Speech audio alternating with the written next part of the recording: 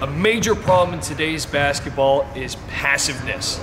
Okay, we want to be an aggressive player, and I have three main drills or three concepts to help you become an aggressive player, which is going to extend your basketball career beyond where you are right now. So the first concept and drill is understanding how to be aggressive when attacking the basket. And that's going to be knowing the different quadrants or the different locations of our defender and hitting them. So if I have Casey guarding me, my initial action, if I'm working on driving to the rim or attacking him, is I want to be able to attack his hips. So attack downhill at an angle. So if I go left, I'm going right here off his hip. If I go right, I'm going right downhill off his hip. This could be off the dribble, off the triple threat, doesn't matter. Now, one thing that always screws with offensive players, especially young players, is if I go to make a move or make a drive and Casey beats me to the spot and bumps me, we automatically feel like we need to pick ball up or retreat.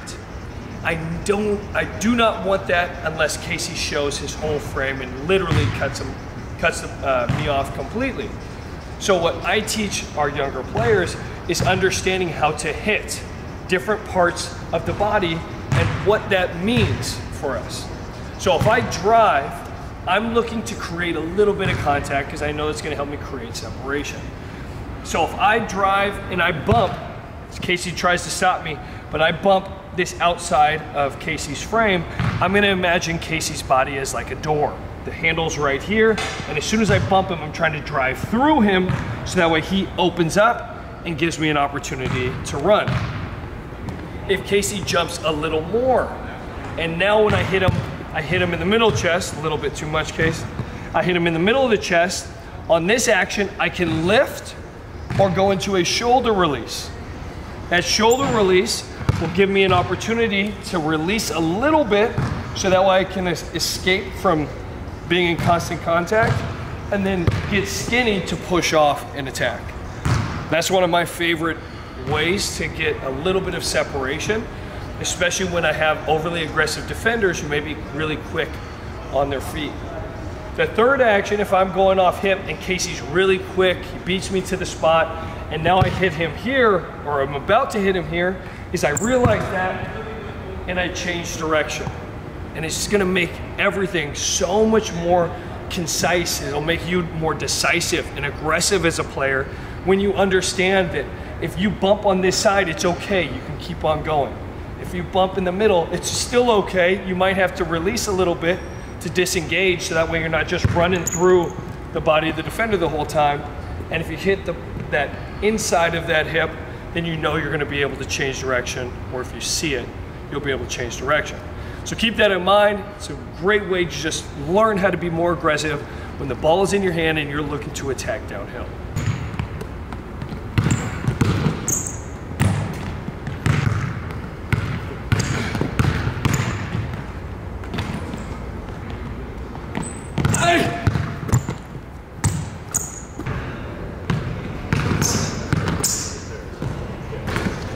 Point number two, or skill set number two, in order to be more aggressive, is finding your defender first when you're playing off the ball. So if I'm one pass away, say the ball's at top, and I'm here, and Casey is guarding me in a denied position, I'm not just gonna stand here.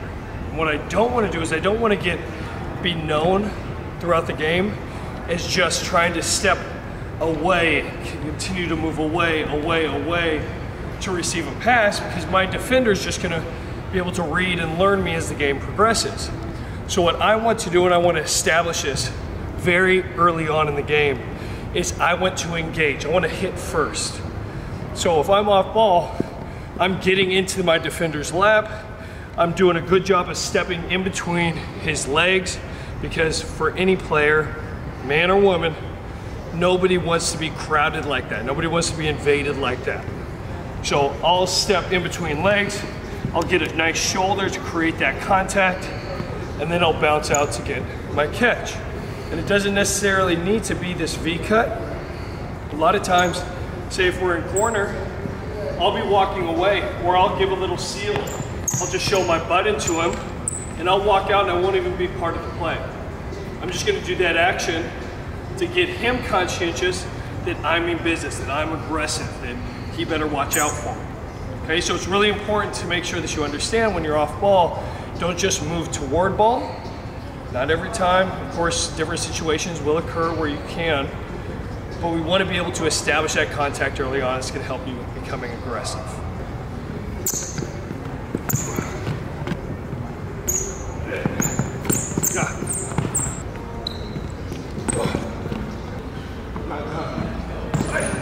The third and final key to becoming a more aggressive player is on the defensive end, and that's staying in your opponent's ear and staying on their frame. So from the tip, opponent gets the ball, say we're going down on the defensive end, I'm making sure to find a forearm into my opponent's chest. As they walk to the three-point line, not walking past the three-point line, but as they walk to the three-point line off the ball, I'm hitting them with a firm forearm. Not trying to go for his jugular or hit him across the face, but making sure that as he gets into space, he knows that I'm there. I'll maybe show him the chest, but keep him out of that perimeter and let him work, make him work for that spacing. The second thing is making sure that you stay in their ear. So I know for me, like growing up like in Oakland, I had to chirp a little bit because I wasn't blessed with the athletic ability of a lot of my teammates. So I would learn how to talk and get under people's skin. I'm not saying to degrade people or no, but it is part of the game to be able to talk and be a dog out there on the court.